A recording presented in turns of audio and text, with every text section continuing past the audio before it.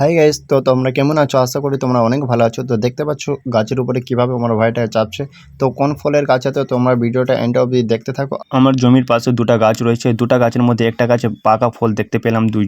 তো আমার বন্ধু বলছে চল এই ভাইটাকে গাছে চাপাই। তো ভাইটাকে গাছে চাপিয়ে দিয়েছে, আমরা দুই বন্ধু নিচে আছি। তো দেখতে পাচ্ছি আমার ভাইটা বলছে কি ওই যে আছে ডালের সামনে দেখতে পাচ্ছি আমি পাকা ফলটা পোড়াও।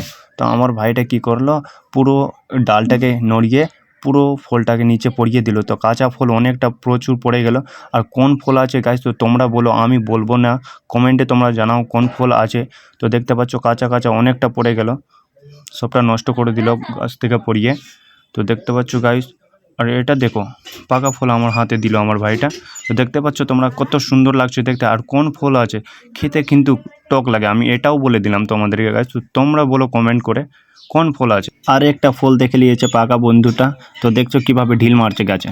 তো দেখতে পাচ্ছ গাছটা কত সুন্দর আছে, অনেক বড় আছে আর বিশাল প্রচুর ফল এসছে। দুটা গাছেই দেখতে পাচ্ছ তোমরা, দুটাই গাছ আছে আর দুটা গাছে প্রচুরই ফল চলে এসছে।